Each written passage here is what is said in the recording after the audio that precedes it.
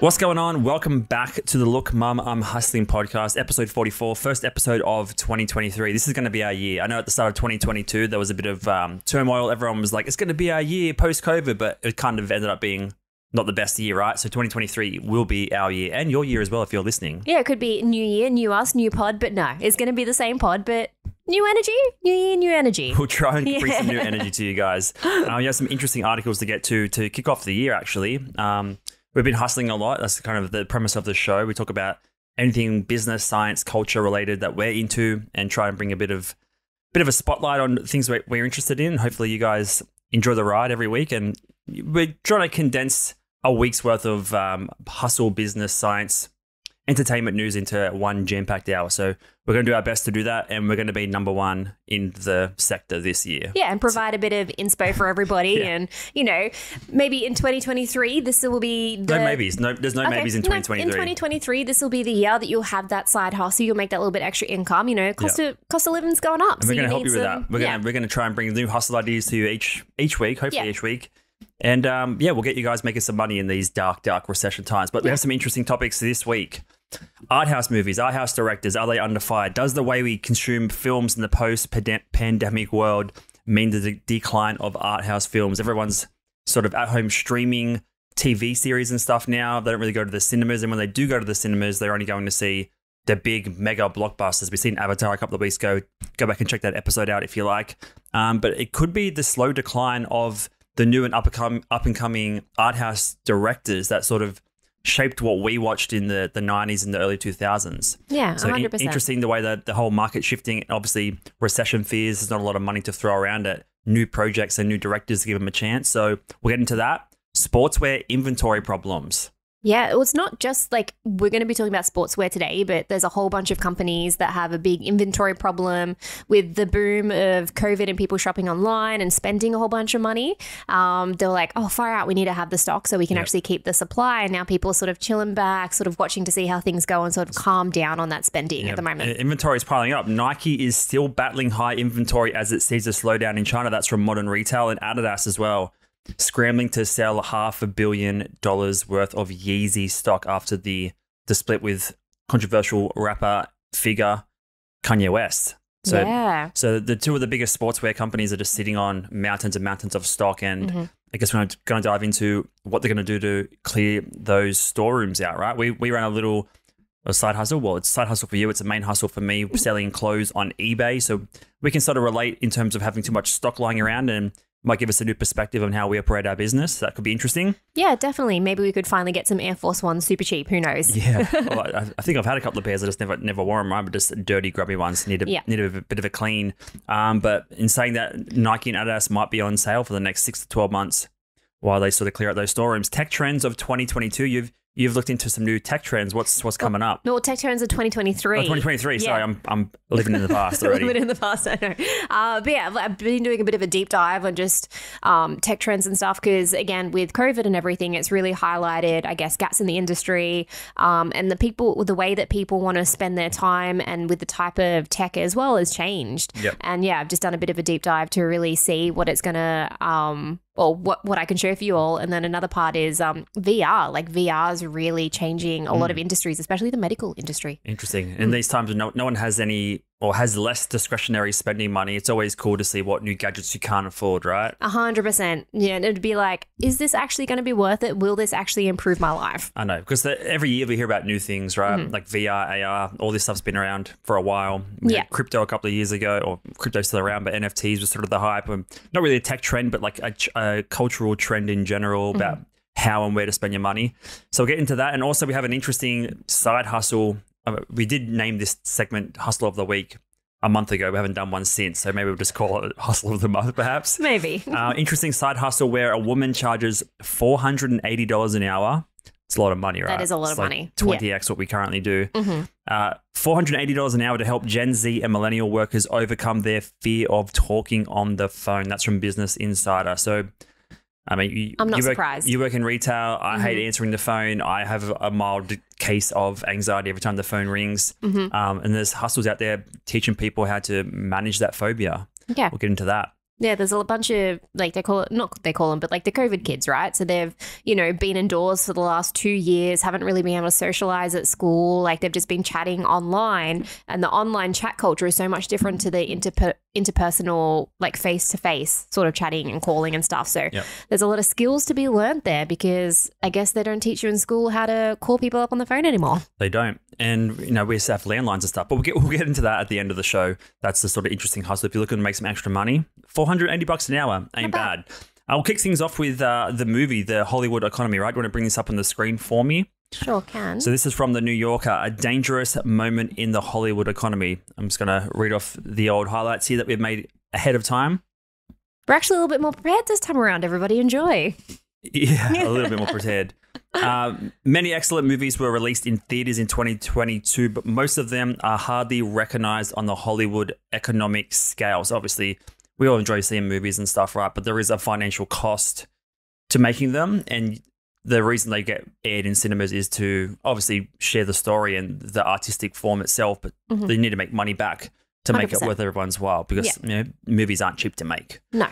In the current environment, a few good movies are likely to make money the old-fashioned way in theaters. Meanwhile, the new fashioned way of streaming doesn't seem to reliably channel money to producers and distributors.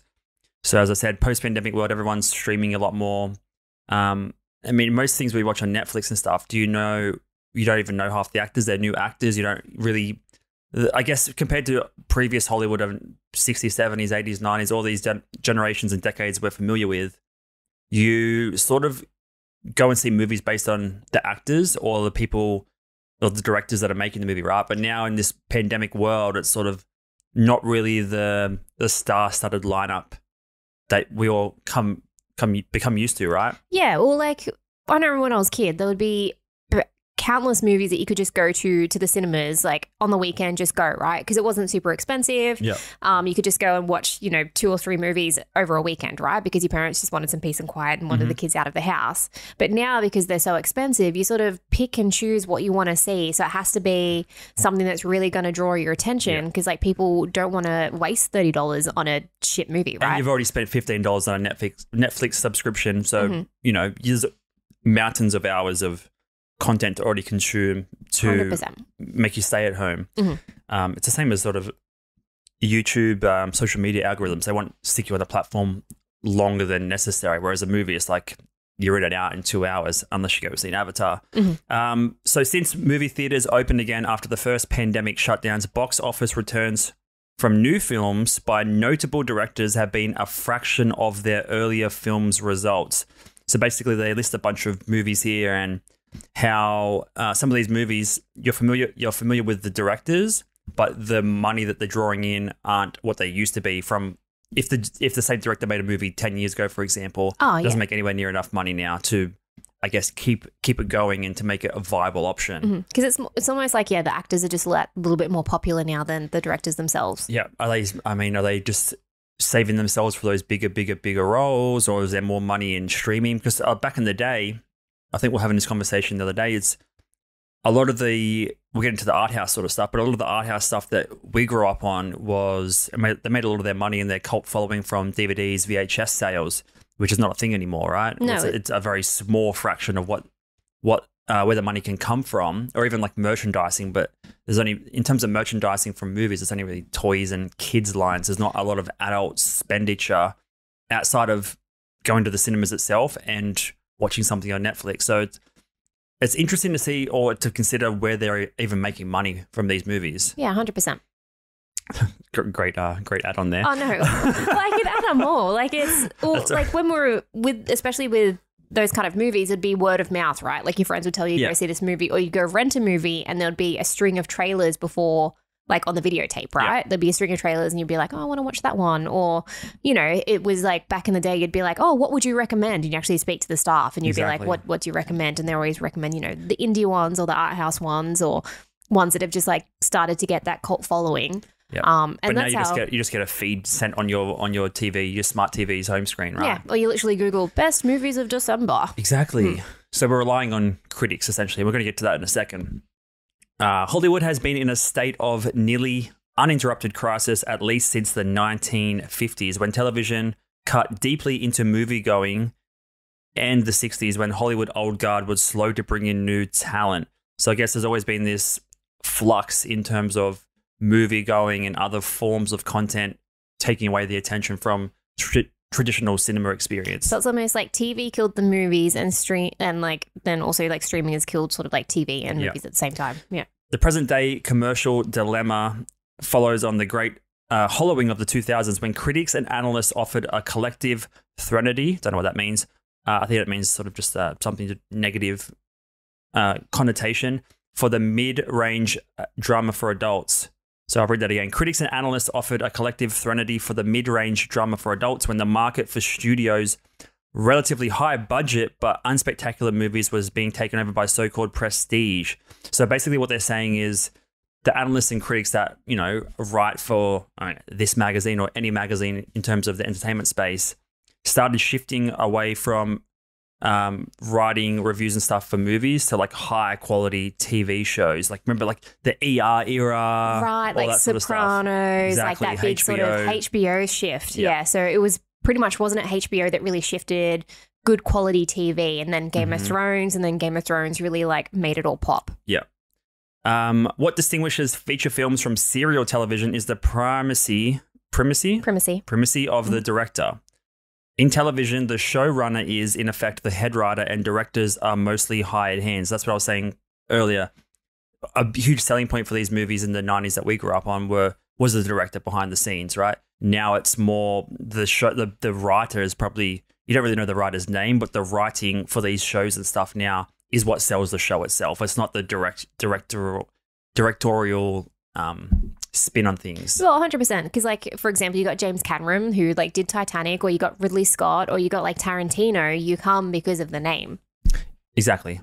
So what, like even like I'm not even that familiar with that many movies. Like you're more of a movie buff. I like the blockbusters more. I think you're more of an art housey type person. But I guess things transition from what you consider art house to a cult classic or a big blockbuster over time. It doesn't necessarily have to be filmed as a blockbuster like Avatar or a Batman or something, but it can become, I guess, a at-home blockbuster, if that makes sense. It becomes like a bigger thing. So like you said, Tarantino and stuff, like his first couple of movies probably wasn't considered a blockbuster in the cinema, but then it slowly grows over time, right? No, definitely. And like Kevin Smith is another huge example, right, with Clerks. Like that's probably one of the better examples. Yeah. So he's it's actually on a podcast, Your Mum's House, with Tom Segura. Like he was just really talking about it. He made a movie for like super cheap, right? He like dropped out of film school and was like, well, I can either put that money from my tuition to like learn how to film, or I can actually use that money and make a film and get real life experience. Yeah. And that was like such a huge thing. Like it was one of those moments where it was such a word of mouth thing and such reliant on the reviews and people talking about it. That's where they made the money. Like if it wasn't for that, and a lot of these indie films as well, if it wasn't for like reviews or word of mouth. And the film festivals is a big generator of the popularity. Yeah, like they would have just lost money. And that's like another thing that's sort of happening now these days is, without, Blockbuster, like the actual video rentals, without renting and people being able to buy DVDs, they're losing money. So not as many movies are being made now, which is really interesting because people aren't buying that physical product. So the only way to like, as a small studio, I guess, would be to then license it out to a streaming platform and then hope that it gets some notoriety through a Paramount or through a Netflix or something like that. 100%, like Glass Onion or something like that, the Knives Out sort of series on Netflix. If that got released in the cinemas, would have had such a huge popularity around. Like it's got an all-star studded cast, but because it's just only on the streaming platform, you only can get it on Netflix.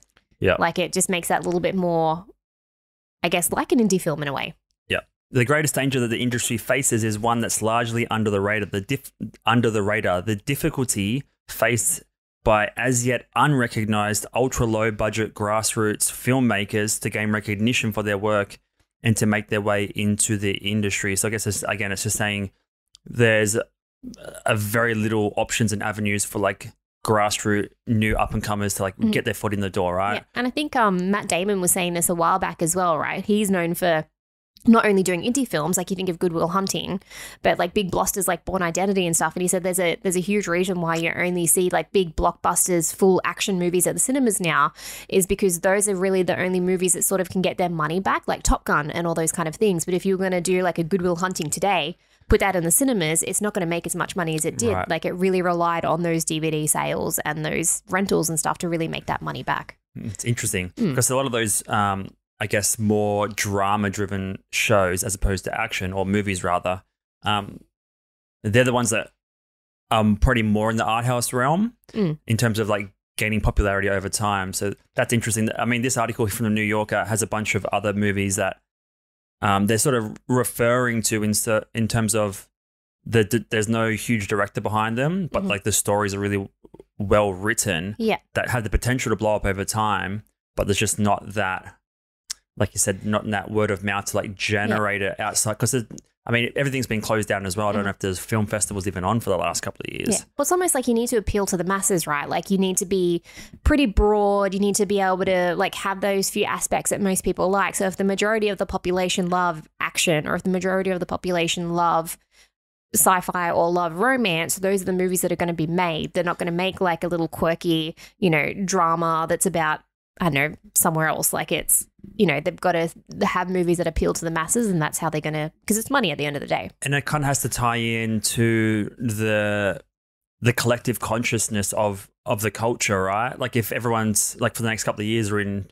sort of fear mode because of recession, inflation, interest rates going up and stuff like that, you want comedy, you want lighthearted stuff. But the thing with movies is they take years to make. So like you can't kind of predict what the culture is going to want. So it's an interesting way of looking at it. There's another sort of add-on article here by filmstories.co.uk that sort of highlights the how box office levels are going to get plummeted or crushed. So the European art house industry is a concerning state at the moment. Box office levels have failed to recover following the global pandemic, and inflation has pushed the price of filmmaking even higher. Yeah, could you imagine? Yep. Far out. Oh, I can't imagine because I don't have $5 billion budget for a movie. Art house releases need much longer theatrical runs than they are currently getting, with evidence suggesting that such films benefit from word of mouth to build slowly. Lots of art house films tend to maximize their earning potential during their 8th week of release. So I guess their point is, like, for these, like, we watched Everywhere. What's the movie with Everything, Yeoh? Everywhere, All at Once. I think. That was I guess more of an art house one that's going to turn into a cult classic, right?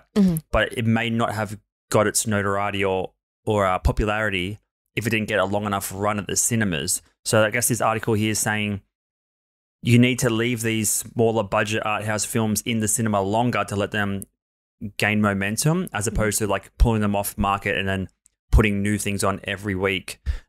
So it's a money inflation problem at the filmmaking end, but it's also getting butts in seats at the cinema end. If no one's coming to see an art house film and you have a new Batman or something coming out, you're going to want to do more screenings of that because you can make your revenue faster. Yeah, because that's what's appealing to the masses at the moment, and that's what it's going to make, because the cinema's a business at the end of the day as well, right? They want to sell their popcorns, they want to sell their, drink popcorn That's combos and money, yeah. Yeah, exactly. And things like, I think Avatar, for example, right? They've just hit like $1 billion like in the box office, I think, from memory, where at the beginning they're saying, oh, it's not doing so well, it's not competing. But again, it just needs those few weeks run, right, to build that momentum to really get that interest and stuff. And I guess because it's James Cameron and because it's Avatar, they can afford to leave it there for a little bit longer anyway, just to get that momentum going. And like Top Gun, for example, it was in the cinemas for like months, right? Yeah. And a big market right now is the Chinese market for these films. I think when we did the Avatar episode a couple of weeks ago, I think it was like 10 or 20% of the revenue that they were looking to like forecast in their budget for how much money the movie was going to make. A lot of it was coming from China, and they just, obviously there's a lot of dramas going on there. They've just released everyone from lockdowns and stuff. Everyone's fearful of getting COVID. No one's really going to the cinema there. So that has blunted their first couple of weekends of revenue. So yeah, China plays a big factor in a lot of this stuff. And kind of this next article as well, if you want to bring it up, is a potential not a Chinese problem, but like impacted by the way China's getting run right now. So Nike is still battling high inventory as it sees a slowdown in China. The company, obviously Nike, reported better than expected earnings for the second fiscal quarter of 2023, or that should be 2022, on Tuesday, and revealed that there's $9.3 billion worth of product sitting in warehouses right now, which is up 43% from the same time last year. That's a lot. That's almost up 50%. Yes, and the quarter beforehand, they were up 44%. So the sort of the last two quarters have just had a massive amount of stock piling up for a number of reasons. Nike attributed its still elevated inventory levels to an increase in units from overlapping the supply from different overlapping inventory from the last couple of years of supply chain disruption, as well as higher input costs. So basically, during the whole pandemic and stuff, they wanted to make sure there's enough stock on shelves. So the last thing you want to do, especially for a gigantic company like Nike, is have no stock available to customers. So they would have overspent on inventory to make sure they're not going to get caught out by the supply chain issues. And then basically they didn't sell enough, and now it's sort of piling up.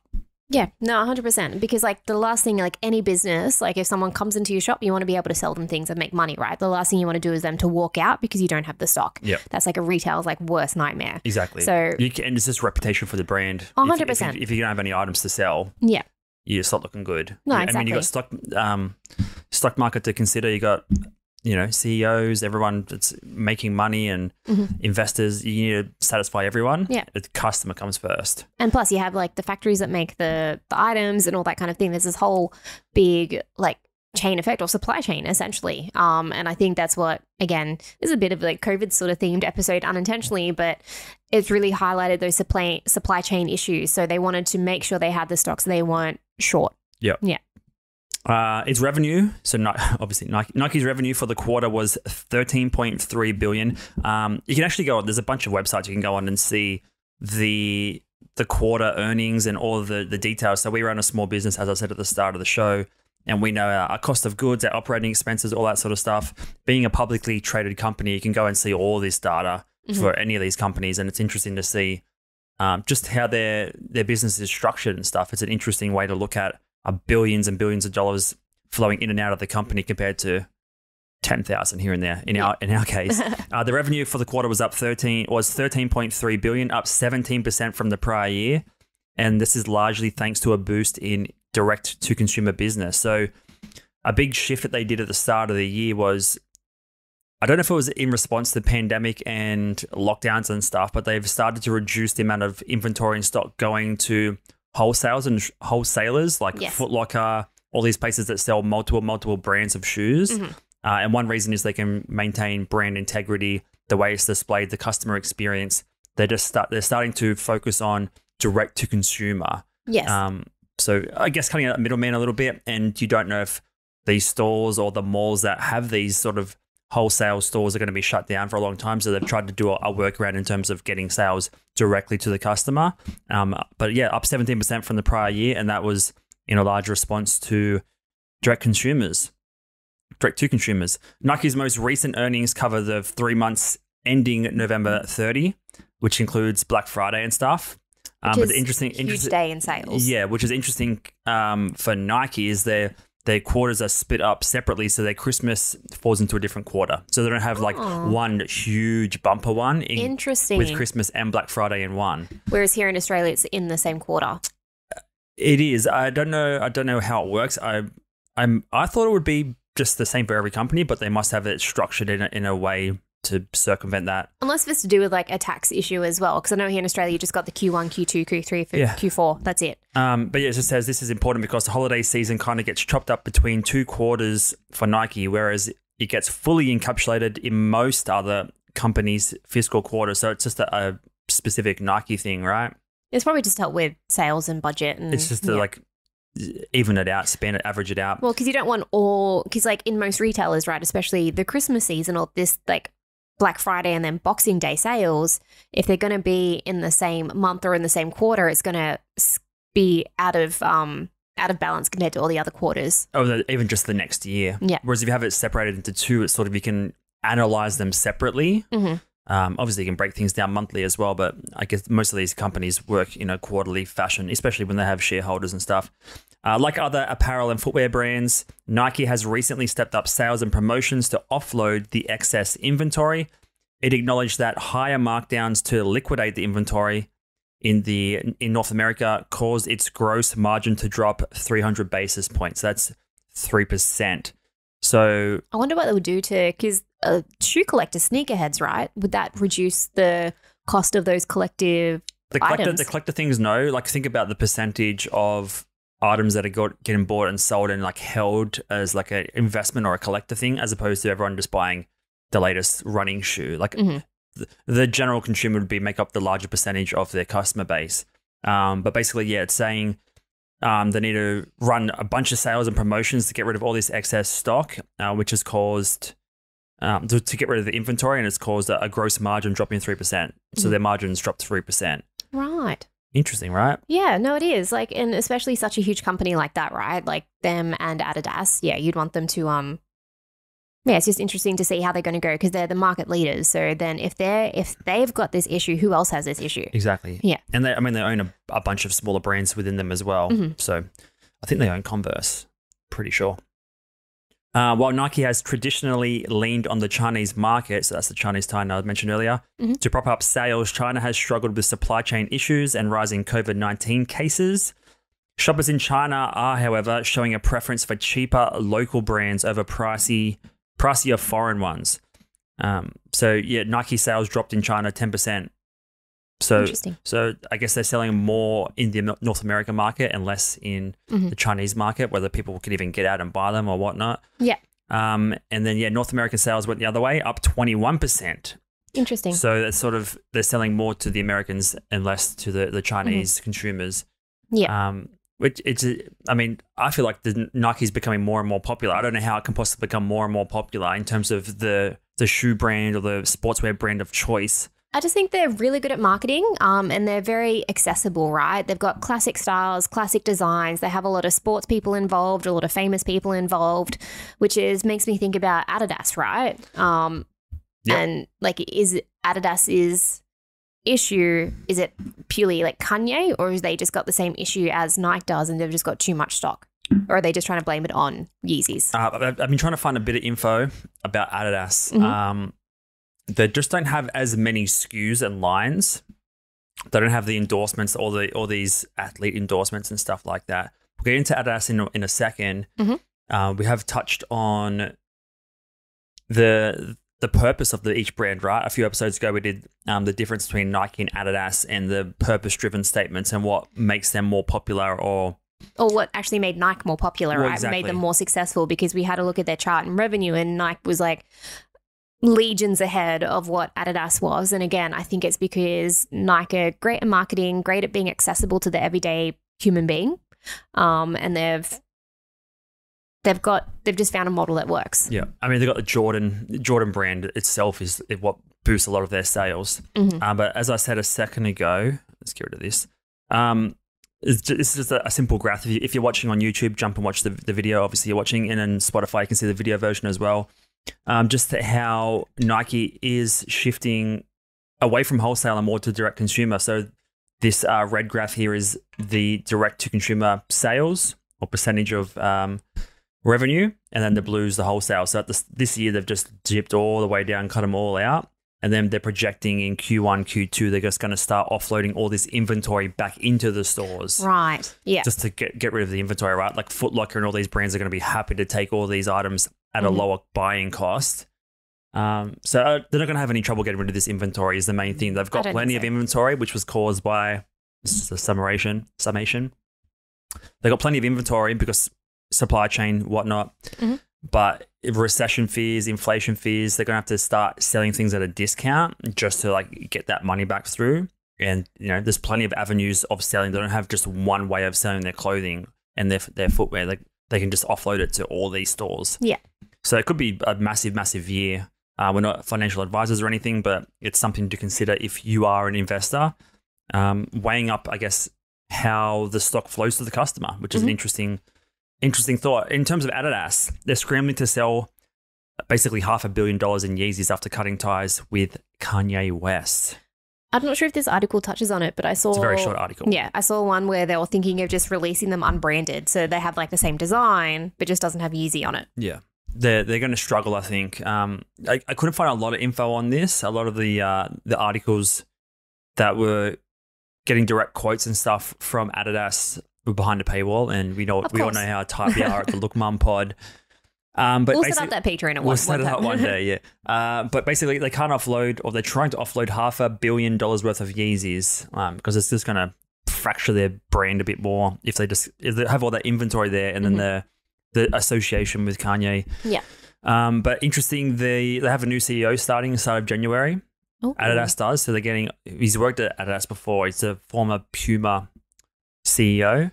And what's interesting is Puma for the last 5-6 years have been known to do more endorsements like Nike, like Jay-Z and Nipsey Hussle and stuff. They started doing collaborations with different artists, rappers, sports athletes. Yeah, because they're quite similar in that classic look, right? So like with Nike, they like to cycle through the Air Force Ones or the Cortezes and things like that, where Puma have that classic look about them as well. You have a pair of Pumas, don't you? New Balance. Oh, New Balance, sorry. New Balance is also quite similar, but yeah, Puma. So it'd be interesting to see. I mean, like we said, Nike and Adidas are always competing for that number one spot. Nike's just pushed further and further ahead the last few years. They're just like gaining that huge lead. But with the CEO from Puma knowing what he knows coming across to Adidas, there could be more endorsement deals, and there could be a closing of the gap between the two brands. It might be exactly what they need to shake things up a little bit in the market, because you need that competition, right? Especially with all these shoe brands, sportwear brands, things like that. You just can't have one that controls it, or else it's just going to be too costly. And it won't happen overnight. Nike's been building that lead for many, many years, and it's going to take half a decade to get any sort of foothold back in the market in terms of endorsements and some huge celebrity or athlete promoting their stuff. But that's enough about retail. I want to hear about these tech trends that you've been looking into. Yeah, I've got two separate ones. I don't know if we'll have time for... I've got just some fun gadgets for the last bit. Let's rip into some fun gadgets. Do you want to do the fun gadget first, and then I'll get into the actual trends of it? Let's do it. All right, so let me just send you the link and see if you actually buy these little gadgets. And these are like little household gadgets as well. Let me just click in. Let me do the I'll have to start doing this $480 an hour phone talking phobia lessons to pay for some of this stuff. Yeah. All right, so you can run through this because you're the gadget expert. Yeah, so these are just little gadgets, and then I'll get into the tech trends like foldable phones and stuff, which is really interesting. Right. So we'll run through this one real quick. Like, would you buy this or no? Oh, we're just going to play a game? Yeah, it's a little game. All right. So give us a primer of the article here. So these ones are, they're just saying innovative gadgets, right? So some are quite similar to like what's around now, but they're just sort of building up, and this is what they're projecting that people want in their household. Just things to really, I guess, help improve everyday life. Just if you would, I guess, buy it or not buy it. So this is from thetechpanda.com, the top 15 innovative gadgets to watch out for in 2023. Watch out. We're going to go for all 15 or? Yeah, we'll just go through real quick. Okay. So the Dow. Yep. This one's really interesting. So it's creating... Sorry to cut you off. Instead of reading for all these, like I said, I'm sure it's going to take ages. I've highlighted the best ones. Should I close my eyes and you sell it to me? Like you pitch me the item basically. Or I just read it with you. I'll try. You're the pitcher, right? So you're the person who's always pitching me ideas. You can be the batter, but we can swap roles every once in a while. No, that's true. All right, so this is the Dow. So you read it out to me and then make a case for why I need it in my life. Come on. All right, just role play a little bit here. Yes, and. All right, so have you ever had trouble sleeping? For the sake of this conversation, all the time. There's a very common phenomenon in 2020 thanks to a multitude of factors, right? So more than 1 million users... This gadget has become popular. Oh, sorry, this is like really bad. So pretty much this was inspired by a relaxation method called sophrology. It works by guiding users through breathing methods, synchronizing their breathing with a softened blue light signal, causing hypnotic effect, thereby calming one's mind. So like the Apple Watch, for example, has that breathing app. Yes. Yeah. And with, so many people are anxious now, a lot of anxiety. You just really need to take that moment to just like calm and take your breath and stuff. But this uses like a light to sort of remind you to take those breaths in and out. So where do you wear it? Where do you wear it? No, it's just it's like a little pin, like a little ball. Where do you put it? Like on a bedside table or something. What if you're in your living room? In your hand? Pass. Okay, let's move on. Sorry, I'm just going to be ruthless for these. I skip by this one because this doesn't seem like a... Couch Master. Yeah, let's skip through that. Yeah. TheraFace Pro. What is this? So this is it's just it's like a skincare thing, right? So the TheraGun, they're a really popular massage gun and stuff. So this like massages your face and it's apparently for like a beauty and makes you feel young again and opens up blood vessels. Massages the muscles and stuff like that. So like I think you're beautiful as is. I want to see some science on that one. Yeah, some of these, they're all going to sell. People are dummies and they'll buy anything realistically, right? Yeah, there's heaps of like these weird things. This next one's really, weird things. Yeah. This one's really cute. So this one sort of reminded me of Wally. So you are, sorry, I'm going to cut you off. You're the worst at like making it interesting. I wasn't expecting to. This is just a yes or no. Read out what it is so people know what you're talking about. This is a podcast. No, it's not purely visual, right? No, that's true. It's called a Kiwi bot, and it does this. And then explain it to me. That's true. Sorry, everybody that's just listening. I don't want to be an asshole, but like you're just like skimming over what the item is. I forget that we also just have an audio version as well sometimes. So sorry, everybody. Kiwi bot, let's go. So the Kiwi bot, for those that are very familiar with Wall-E, the Pixar one, it's like a square little robot with wheels on it. So this is disrupting the traditional way of making deliveries for the food service industry. So just imagine a little Wall-E robot delivering your Uber Eats or Uber food, right? Yep. From the restaurants themselves. How do they drive around in the normal lane on the road or footpath? I think on the footpath. So they'll use GPS tracking tech.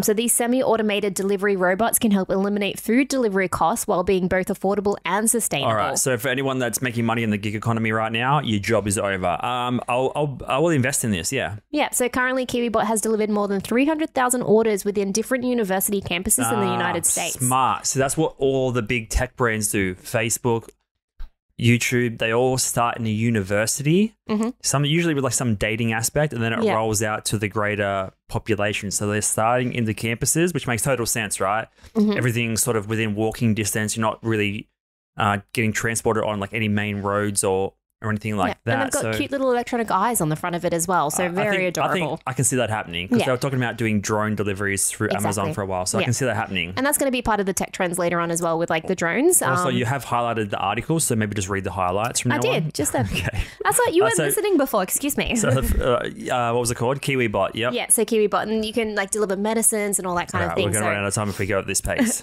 But again, it was one of those things that highlighted during COVID where people couldn't leave the home. They needed some sort of way to, get items. I like it. I fear for the Uber Eats drivers. Yes. So this one is the Lytra Glow. So Logitech has actually started to release more like creator stuff for the creator economy. But this Lytra Glow is a LED light device specifically designed to add cinematic glow that will improve your appearance on camera and help you look more profestional. So it's rather than filter built in. Yeah. So it's just a light that looks like a filter, so you don't have to worry about editing or anything like that. So if you want to look sexy on your Zoom calls, I mean that's an easy item to produce for them. They make so many little webcams and lights and stuff. And it's like not an outlandish gadget to create. And it's wireless as well, so the battery lasts up to 12 hours. Lytra Glow. Yep. I'm sold on that. Yep. Skip by this one. Yep. We're just going to skip them over. Yeah, this one is it's not new tech. So this is a Moleskine smart writing set. So for those that have seen those digital notebooks where you can write in and it transcribes it digitally for you as well. So Moleskine are getting in on that market because they're Moleskine a brand or a type of fabric? It's a brand. Yeah, so Moleskine a brand. So it's actually... it's Moleskine. Sorry, Moleskine. So the notebooks were inspired by... Is it really? Moleskine's a fabric.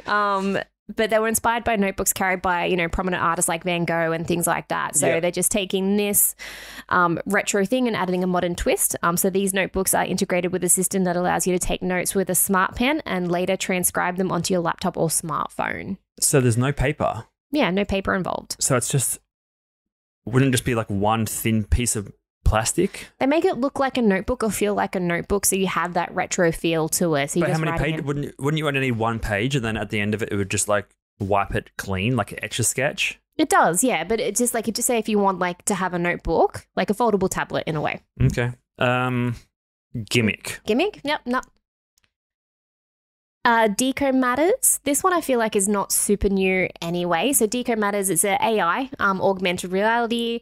So a bit like home design, right? So you have a picture of your house, and you'll be able to pop in furniture and things like that. So this one doesn't really feel like a tech trend. I feel like it's been around for ages. Yeah, IKEA has one. I would imagine a bunch of the homeware furniture places have this, but I guess there's probably a need for one overarching brand or technology that they're all integrated with. So I can see a need for it. I feel like this one would have been better last year, knee deep in COVID, when people were doing up their homes and things like that. But as people aren't spending as much, I don't think it's needed. Late to market. Oh, coffee. Just what I was thinking. I looked at my cup there and it was empty. Yeah, so with, again, cost of living, people are trying to find ways to save money. So why not with a smart coffee machine? So I feel like these already exist as well. They do. Barista Express Impress. What's different about this? So with these ones here, I think they're Wi-Fi connected through an app, and you can literally press a button. These aren't innovative. Yeah, why are they innovative? I feel like Tech Panda, get your stuff together. Yeah. I feel like they are cool gadgets to watch out for, but they're not necessarily innovative. I've heard of these for years. Yes, so that's why I haven't highlighted any of these ones. Keep going. Did I highlight any more? You're ahead of the game. Yeah.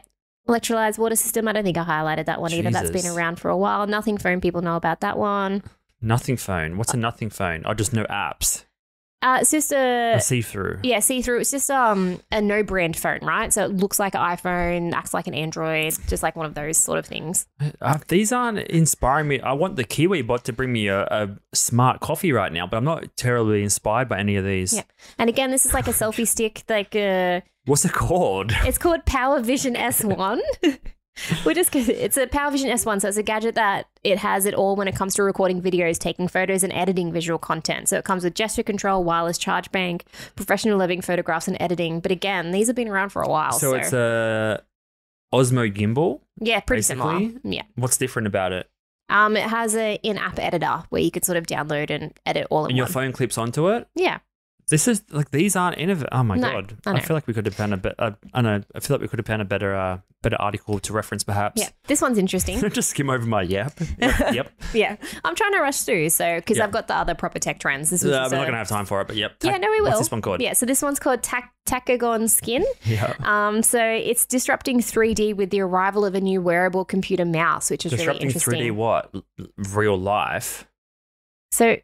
Yeah, exactly. So it's a wearable mouse. So rather than having like your hand on it, so you're actually wearing it within your hand. So you can actually walk around with it, like you're not stuck to the table using it. So like what you would imagine with an Oculus Rift type of hand remote gesture-based mouse device. 100%, yeah. So you don't have to rely on a tabletop to be able to use it. Would you get more or less carpal tunnel from that? I don't know. Probably more, I'd say. Probably more. All right. Yeah. So some health concerns with that one. Yeah. I'm only liking the Kiwi bot so far. Yeah, it's only the good ones. So and Twinkly. So a lot of these a lot of these are boring, to be honest. Smart dog collar, biometric health collar for dogs, where you can literally track your dog's health through an app on your phone. See, I don't know about this because we have Apple Watches where you can track sleep and stuff, but it's never that accurate. Is your heart rate super accurate? Is it telling your blood pressure? How's it going to get dog info? I know. I don't know about these. But apparently, like, these are all the popular tech trends or like tech gadgets for 2023. Fair enough. Yeah. But I can see how all of them can make life better, but I was thinking like dramatically. Maybe my expectations for innovation were just higher for this year. I think so. Like I just wanted to do that, but I'll go through some other really decent ones, and I'll get into the VR one a little bit as well. Let's go. Yeah. All right. Easy. So I'll just send you this one. So it's just we've got a bit of imagery in the background. So one huge thing was. Obviously, foldable phones is going to be huge. Pixel are going to be joining the market for foldable phones as well, and they've been leaked designs. Who's currently in the market? So at the moment, it's mainly Samsung that are in the market with the foldable phones. Nokia do have foldable ones, but they're just your retro sort of style ones, so they don't have that smart glass technology. Okay, yep, they're traditional flip style. Yeah. So expect places like. Oh, I like these because you can stand them up like an iPad. Yeah. That's where it's sort of going to go. So phones are first, and I have a feeling that tablets and stuff are going to come second, right? To be able to just have that aspect of being able to fold something, pop it in your bag, a bit like a notebook, but it ends up being a tablet. See, that this just eliminates or makes redundant that Moleskine thing. 100%. immediately. Yeah.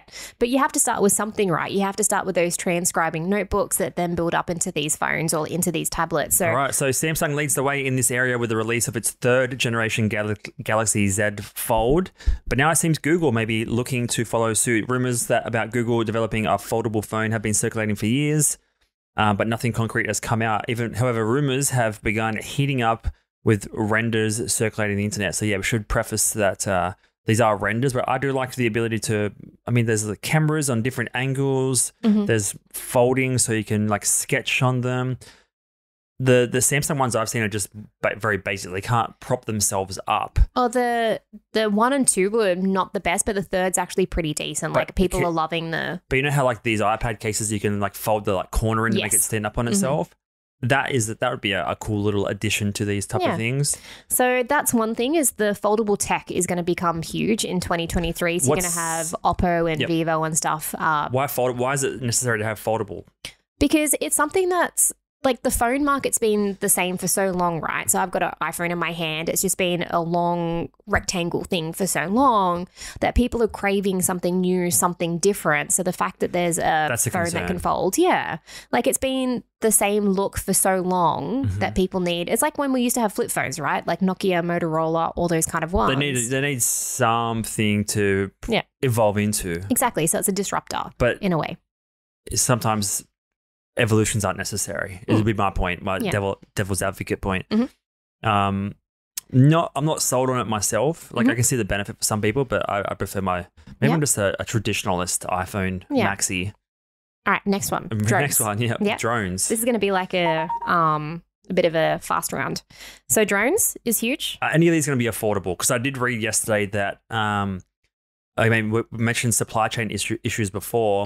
The iPhone 14 was just fraught with supply chain issues. The new 15 they're talking about is the price is going to be dramatically increased, and with the supply chain and chip issues and shortages and inflation going up, is any of this stuff going to be affordable or what? Well, they're making a new factory. So I think it's opened up this week or opening up in India. Yeah. So they've got a new factory that's going to make new chips that's really going to help. But again, I think they're just going to go up in pricing, which is why they just need a little bit more variance in the market, right? Rather than just having the standard look of a phone, they need some disruptors in there just to make it a bit different, bring the cost down in a way as well. So everyone wants to travel now. We're going to talk drone trends. Everyone wants to get back to traveling.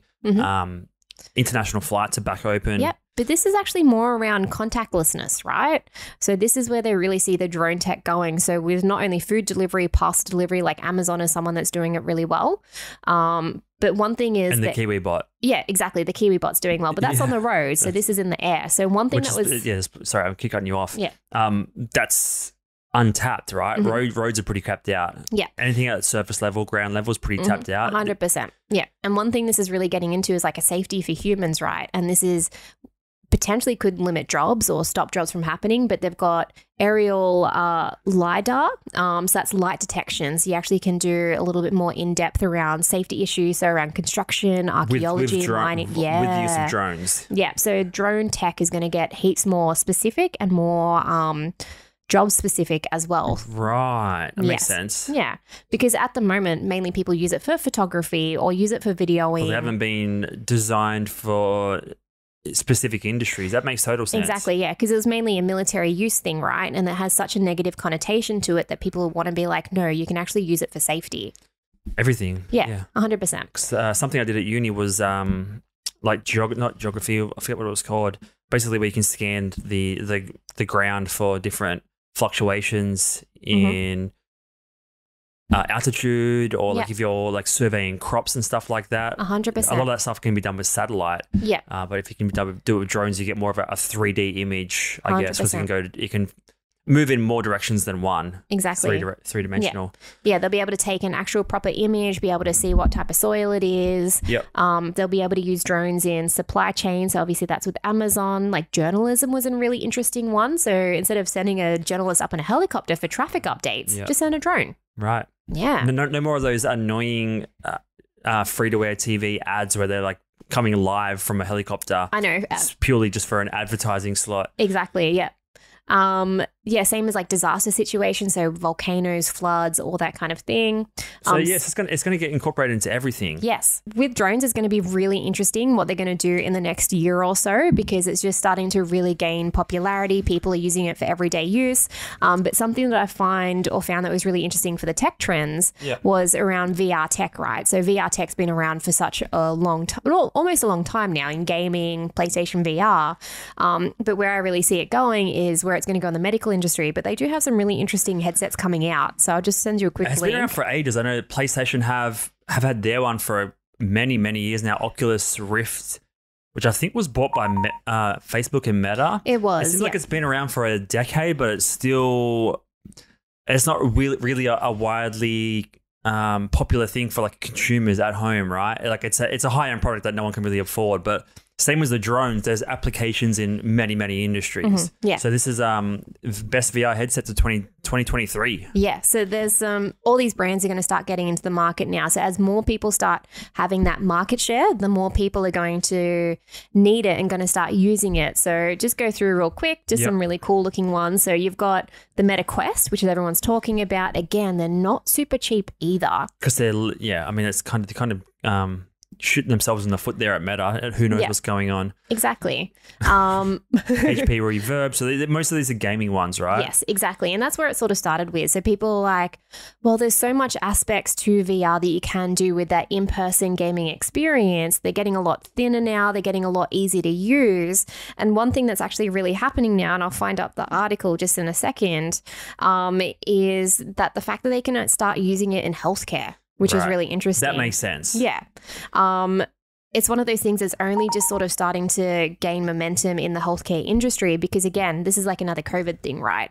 So people to begin with, especially doctors and stuff, if you were training to be a doctor, you had to actually train in person. Right. I was thinking about this. We have to go to the dentist in a couple of weeks. And the guy who does our teeth is pretty damn young. Yeah. How much experience does he have? Exactly. And like with lockdown, people not being able to actually go to school and actually study, how are they going to practice being a doctor? So interesting. With this VR technology, you can actually practice doing surgery, and they're saying it's actually having a better success rate through VR teaching rather than actually in person because it's a one-on-one experience, right? So it's like the ultimate version of the operation game. Yes, exactly. It's one-on-one in person rather than having 50 students in a class all learning the same thing. Right. You've got that personal one-on-one experience. You can use this for anything. Even I did my science degree, just learning how to pipette different things and to do different reactions in test tubes. 100%. And you're saving all the supplies and the glassware and everything else. But obviously, if you can save lives by doing hours and hours of research, I mean,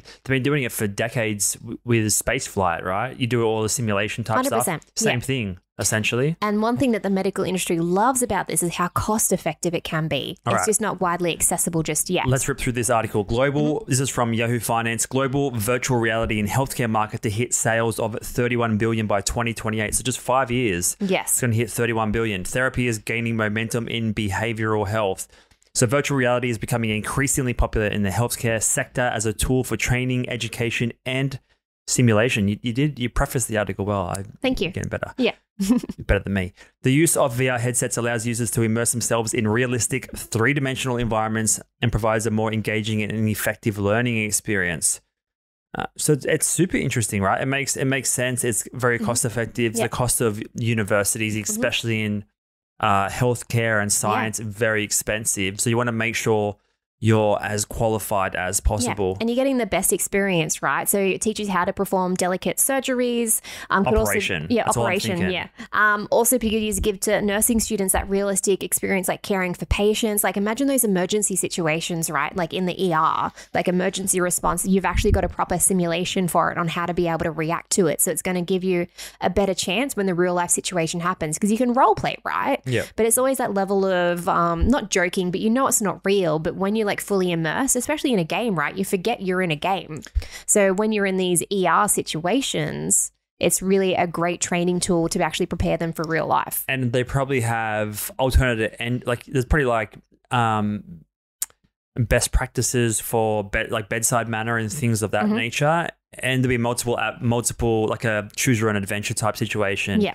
Some of the best video games are the ones where you get to choose your own path. 100%. So the answer that you give changes the course of the game. So I imagine all that stuff can be implemented. Exactly. Pretty interesting. And with AI as well, being able to predict and be able to teach you and change it and adapt. One thing that's really cool is they're using it in therapy as well. So be able to face your fears. Right. So rather than using drugs, and some people might not actually be able to take drugs and things like that, just say something as simple as fear of heights, right? You'll be able to put on the VR headset and face your fears. Or if you've got other type of fears or other things like that, like exposure therapy, you'll be able to use a VR headset in a safe, controlled environment where you can really, like, I guess, get to the cause issue without having to worry about, external factors and stuff. You've just got a headset on, you're safe, it's like one of those really interesting environments that could work, and you could do it from home, right? You could see your therapist from home.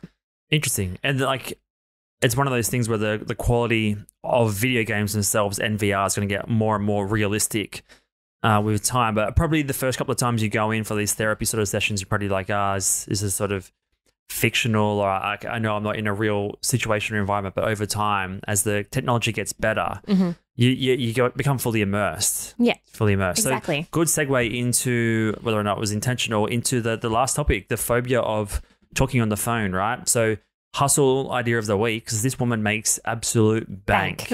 Complete bank. So this is from Business Insider. This woman charges $480 an hour to help Gen Z and millennial workers overcome their fear of talking on the phone. She's a bit older than I thought. I thought she'd be like a younger sort of person. Well, she's not a Gen Z or millennial. She's had experience on the phone. On the phone. She's used to the old landline. She could be a phone sex worker. What are they called? No. What do they used to be called? Like a hotline. Yeah. Sex line. No, she's probably just a standard therapist, right, that actually can teach people how to overcome their fears and probably everything. just a normal therapist that just found a gap in the market. Her name 100%. is Mary Jane Copps. Trains workers to engage with customers over the phone. So she charges $480 an hour for one-on-one coaching. $480 an hour. That's like crazy. It's a lot of, it's like $8 a minute. Yeah. Can I charge you $480 to call up the real estate? No, hell no. I hate dealing with that. Just send me an SMS. $480 an hour for one-on-one coaching and $365 for 30-minute webinars. 30 minutes on Skype. Are you kidding me? As part of a 7-part program. So what's that? 365 times 7 is like $2,300. Jesus Christ. You can't be that desperate. You can't be that fearful that you can't figure it out on your own, right? You want to pay someone $2,500. For corporate workshops, a daily rate is $3,500. That's a lot of money. So many of her clients are in the financial sector or startups. Her first step is working out why someone's anxious about phone calls. A common fear is what if someone asks me a question that I don't know the answer to? I often say, for the next 3 days, I don't want you to text anyone, and I want you to tell them to call their friends and family. So basically, it's just, again, it's throwing them in the deep end, just making them find alternative avenues for communication. Stop what you're doing, because it's like furthering your phobia, and start doing it my way. So she's basically charging $2,000-3,000 to say, just get over it, more or less. No, but I can see that, right? Like you said before, I work in a retail space. Like, I have to call customers sometimes. I speak to customers face to face. Like, I have to deal with disgruntled customers or call complaints or things like that. Like, I've got experience with that, but I still get that fear and I still get that anxiety when I have to call the real estate, or I have to call and cancel or rebook a dentist appointment, or I have to organize, an Archie vet appointment. I always pause and just have to take a deep breath and be like, okay. Yeah, even though it's no issue calling afterwards, I'm like, oh, that was not bad. It's weird because we grew up on landlines. We grew up on this super stretchy extension cord, and then we evolved into cordless. Yeah. And we used to call every afternoon, would be calling people, but now it's such a fearful thing. Well, I think because texting etiquette is different to email etiquette is different to phone call etiquette, right? It's all a slightly different phrasing, the way that you structure your sentences and things like that as well. When you call, it's very much a little bit more formal than it is texting, be like, yo, where are you at? And you don't have time to stop and consider and reformat or restructure what you're going to say. It's off the cuff, which is why podcasts are so difficult. It's purely off the cuff in the moment. It's live, right? People hate live, so they prefer to post-edit version, which is texting. So yeah, interesting little side hustle we thought we'd bring to the table this week. Would you, $480 an hour, would you consider a new career direction? I could do that. I could teach people how to talk on the phone. Could you? I think so. Would you be able to get them to explain top 10 innovative trends. Fine, that in was about in a structured method. I just wanted to go quick, yes or no. Like, would you take this? But yeah, but the drones part is like really interesting, and I'm curious what they're going to do with the VR headset stuff, like within the medical industry, because obviously it's been just purely for gaming, right? And it's not until like Facebook, I keep calling it Facebook, but Meta has been like, we want to create a different space for people to be able to use these headsets to socialize and things like that. So yeah, what's going to be next? That's just not going to be for fun or entertainment. Like, what are people going to be using it for? Interesting. And I mean, from that aspect of like some of these tech things do involve talking to people in real time, especially like VR. Like same as like talking to your headset for a video game or something. You're talking crap to your friends, or you're chatting to someone else you're playing with. Yeah. VR is going to be the same thing for the video game thing as well. So it's interesting to see where these phobias end up. But I know what we won't have a phobia of is that's turning up next week for episode 45. I know. We'll be back then. Thank you guys so much for listening. Thanks. Drop a subscription on the YouTube. Hit us a like. I was going to say hit us a like on the thumbnail. I guess there'll be a thumbnail. Yeah, there will be a thumbnail. But yeah, don't forget to review. Give us your feedback. We really value the feedback because it helps us improve week in, week out. But yeah, thank you so much for watching. We'll see you next time. Bye.